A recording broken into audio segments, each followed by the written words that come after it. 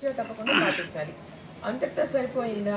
మనం ఎందువల్ల ఈ బీపీలు వస్తున్నాయి మనకి అంటే because of our life style habits. మేమంతా కూడా చిన్నప్పుడు బాగా ఆడుకున్నాము. పరిగెత్తే ఆట అక్కడి నుంచి. ఇప్పుడైతే నడవలేక కొంటి నడుస్తున్నాను కానీ బట్ బాగా పరిగెత్తుకొని ఆడుకునేవాళ్ళము. ఇప్పుడు పిల్లలు ఏమీ లేదు, అసలు చెట్టు ఎక్కమంటే రాదు. నేను చెట్లు కూడా ఎక్కానండి, చిన్న సైజు, ఇంత పెద్దది కాదు కానివ్వండి, చెట్లు కూడా ఎక్కాను, గోడ ఎక్కేదాన్ని. సో ఇవేమీ లేవు, ఫిజికల్ యాక్టివిటీ లేదు. ఇప్పుడు మన వాళ్ళు ఏం చేస్తున్నారు? సెల్ ఫోన్ చూస్తున్నారు,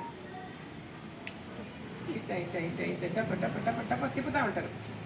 సెల్ ఫోన్ లేదు, అది కానీ తీసేశారంటే గావు కేకలు పెట్టేస్తారు. ఆ తర్వాత పోయి టీవీ ముందర కూర్చుంటారు. రోడ్డు మీదకి పోయి ఆడుకునే పరిస్థితే తగ్గిపోయింది.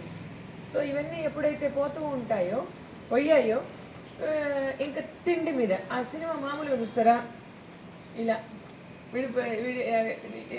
ఈ చేతికి నోటికి అనమాట లింక్ అన్నట్టుగా తింటా ఉంటారు. అది ఏముంటే అది తినేస్తారు, దాన్ని ఏముందో కూడా చూసుకోరు. చిన్నప్పుడు మా సారు చెప్పేవాళ్ళు అనమాట, చూసి క్యాపీ అయినా సరిగ్గా కొట్టండిరా. ఒక బుక్ నుంచి ఇంకో బుక్కి నోట్బుక్లు హోంవర్క్లు రాసుకునేటప్పుడు ఒకరోజు యాబ్సెంట్ అయితే పక్క రోజుకి పెండింగ్ పడిపోతుంది కదా, పక్కన ఫ్రెండ్స్ నోట్బుక్ తీసుకొని రాసుకోవాలి. సరిగ్గా రాసుకోండి, సరిగ్గా చావండిరా. దానిలో ఈగ చచ్చిపోయింటే దాన్ని కూడా తెచ్చి ఈగని చంపి అంట పెడుతున్నారు కదరా మీరు. ఆ స్థాయిలో రాస్తున్నారు. తప్పులేని రాశాడు చూడరా, రాసేటప్పుడు అదేం రాశారా అట్ట అనమాట. ఆ స్థాయిలో మన వాళ్ళు ఏం తింటున్నామో కూడా తెలియదు. దానిలో ఏముంటే అది నోట్లోకి వెళ్ళిపోయింది. నోట్లోకి ఏమమ్మా ఇది తిండి కాదమ్మా అని అప్పుడు బయటకు వస్తుంది. అంటే ఈ స్థాయికి వెళ్ళిపోయింది అది మనం ప్రస్తుత పరిణామాలు. కాబట్టి ఇవన్నిటికీ కూడాను మన పిల్లకాయలకి, ఇంట్లో వాళ్ళకి లేదా ఎవరికైనా కానీ చెప్పి అవేర్నెస్ క్రియేట్ చేయాలి. దానికి చెకప్ చేసుకోవాలి, రెగ్యులర్ చెకప్, మంత్లీ చెకప్లు చేసుకోవాలి. ఆ తర్వాత ట్రీట్మెంట్ తీసుకోవాలి. అవి మళ్ళీ ప్రివెన్షన్లోనే ఉండే దానికి గాను లేదా ఎక్కువ కాకుండా ఉండేదానికి హెల్దీ లైఫ్ స్టైల్ని పాటించాలి. లైక్ యోగా, తర్వాత ఇంకోటి exercises, regular physical activity and also mental happiness కోసము ధ్యానం.